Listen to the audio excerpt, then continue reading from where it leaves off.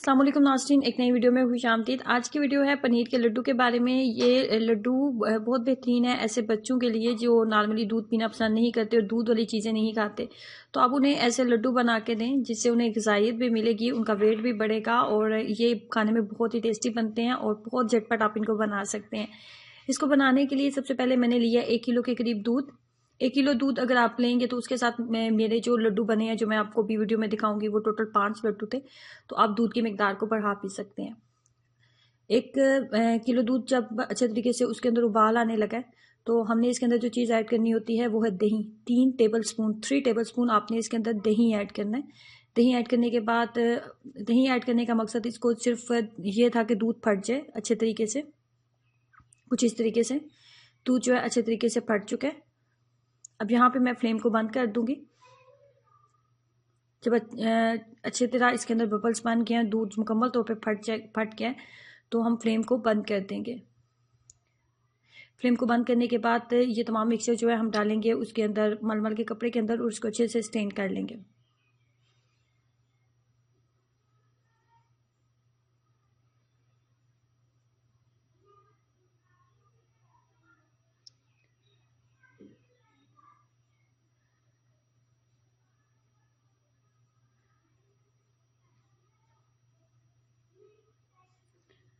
अच्छे से स्टेन कर लेंगे और इसको थोड़ी देर हम इस तरीके से हैंग कर देंगे कि इसके अंदर से तमाम पानी जो है निकल जाए। और जब ये थोड़ा ठंडा हो जाएगा तो हाथों की मदद से हाथ की मदद से या कुछ स्पून की मदद से आप प्रेस करेंगे तो इसका तमाम एक्स्ट्रा पानी निकल जाएगा। ये कुछ इस तरीके से रेडी हो जाएगी। अब हमने इसको घी के अंदर फ्राई करना होता है। घी बहुत ज़्यादा नहीं लेना, 1/2 टीस्पून घी जो है वो बिल्कुल मुनासिब घी है। 1/2 टीस्पून अब घी लें जितना आपको वीडियो में नज़र आ रहा है।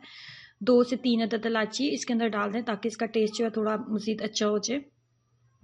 इलायची डालने के बाद जो पनीर अभी हमारे पास रेडी हुई है उसको इसके अंदर डालेंगे और इसकी हल्का बिल्कुल लो फ्लेम के ऊपर इसकी अच्छे तरीके से बुनाई कर लेंगे। बहुत ज़्यादा हाई फ्लेम के ऊपर इसको ना भुने वरना ये डार्क होना स्टार्ट हो जाएगी।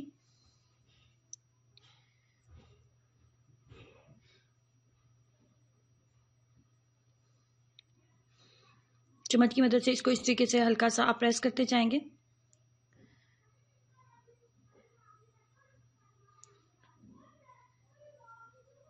जब आपने अच्छे तरीके से इसकी 5 मिनट बुनाई कर ली है तो उसके बाद हमने इसके अंदर ऐड करना होता है कंडेंस्ड मिल्क। कंडेंस्ड मिल्क की मिकदार रखेंगे 1/4 कप। 1/4 कप कंडेंस्ड मिल्क जो है वो काफ़ी होगा।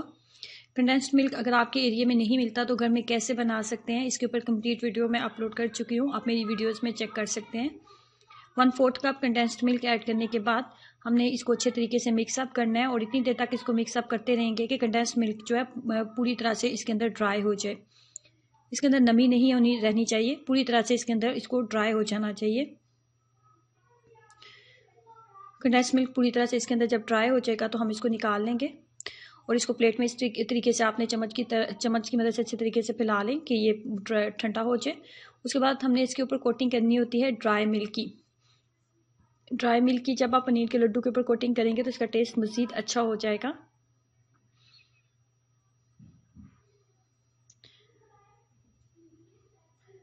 ये 1 किलो दूध के मैंने बनाए हैं लड्डू।